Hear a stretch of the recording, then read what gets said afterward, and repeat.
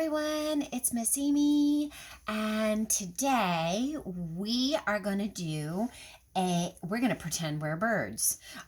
So we are going to do a bird beak science activity to find out what kind of birds have what kind of beaks and what their adaptations are and what they're able to eat. So what you need if you want to do this is a pair of tongs, a pair of tweezers, scissors, okay, pointy scissors, clothespin, and then some tongs, some tongue depressors. Okay, then you need some string, okay, and these are like worms, some pieces of foam or something small, and that represents fruit. And then I have some bouncy balls, okay? Those are like snails, okay? I have some little beads. So these are little seeds. Beans, which also are larger seeds. There are some hole punches, little tiny hole punches, which would be like little tiny bugs or little tiny seeds. And then the toothpicks would be like insects, long insects that you can grab. Okay, so which beak eats what thing? Okay, so birds are vertebrates, and there's more than 18,000 different species. And they all have feathers, they all have a beak. And this beak, okay, which would grab fruit, could easily grab fruit, would be like a bird that eats fruit, okay? So that eats fruit easily, right? I can easily pick up worms, okay? Can I pick up a ball? No. I might be able to pick up an insect.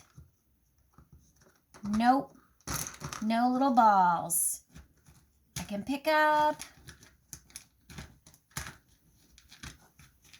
some seeds. Let's see. If I get a bunch, I can pick up a seed. All right. And I could pick up a bunch of seeds, which are the little paper towels. So that one, the only two things I wasn't able to pick up were the snails or the little round bugs. Let's see if I can get a toothpick. Nope, toothpick doesn't work. Okay, so now if I have tongs or tweezers or a tweezer type bill, then I can pick up even more things like a robin. So here's worms. I can do fruit. I can still do fruit. The ball, the snails, no. Let's see if I can do, I can do the little tiny balls. So I could do small seeds, small insects. I can do the beans. And of course, I can do the white paper. All right, so this one is pretty adaptable. And with the tweezers, I can also pick up the toothpicks. So I could pick up insects very easily. All right, let's see about the scissors. Okay, the scissors have a long pointy beak. So I could pick up the worms. I can pick up the fruit. I can pick up the balls. Not the small little seeds. And not the other seeds. And the little ones didn't pick up very well. But really good for picking up the balls. So snails I could pick up with a beak like that. These definitely, all right, my tongs, I definitely would be able to grab that. I would be able to grab fish out of the ocean or the water. Worms, not as easy. Fruit, yes, I can do that. I could grab, yep, I could grab some of those. I could grab a handful of seeds. The little ones, not so easily. And yes, I could do the insects. What about tongs? So if I was doing the tongs, will I be able to? Yes, I can do the bird beaks. You guys need to try this kind of experiment too. All right, worms, yes. I could pick up the balls. All right, the snails. Could I do the little insects? I can, a couple at a time. Okay, the seeds are tricky. But yep, I could pick up the seeds, and I could pick up a lot of the little tiny seeds. Okay, so that's another beak that's pretty adaptable. All right, so there are different kind of beaks. We've seen some different types. There are hooked beaks. Hooked beaks, what kind of a bird do you think has a hooked beak? Like owls and eagles and hawks, all raptors, okay? They have beaks that rip open flesh. All right, cone-shaped beaks are like parrots are like goldfinches and sparrows, okay? And they have a short beak that breaks open seeds, okay? So maybe kind of like this. It could break something open. Short curved beaks are like a parrot or a macaw that can get into fruit, hard fruit and hard nuts, because they can break it and split it open with their sharp end. Straight, thin beaks, like the scissors, would be like bee eaters or robins, or specialized in catching insects, okay? You could do, what about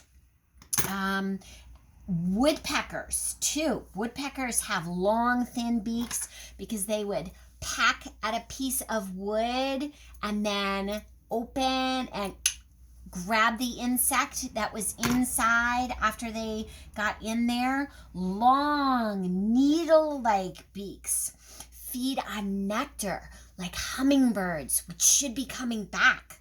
A few people here in Maine have seen them. I need to get my bird feeder out. Wide, flat beaks, such as flamingos, which we don't have around here, but ducks, they have a filtering system in their beaks, so they can pick out the dirt from ponds and river beds. And then spatula beaks, like a spoonbill, are good for picking up mollusks and shells, shellfish, and small animals from the bottom of ponds and marshes and the ocean and stuff. And then long, large, strong beaks like pelicans and albatrosses and seagulls. Curved beaks that catch fish and don't let them escape. Because they worked hard to get their catch. They want to keep it. Herons and cranes have long, strong beaks to catch those fish. And then a crossbill beak is like a beak that looks odd because it's special for adapting to get closed pine cones open and to get the seeds inside. So it's really cool what birds can do and how many birds are out there.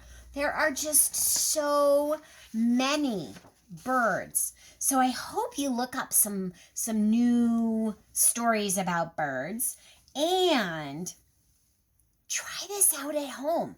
Try and see what different things that you might have in your kitchen, around the house that act like a bird beak, and then see what you're able to pick up and what it might represent.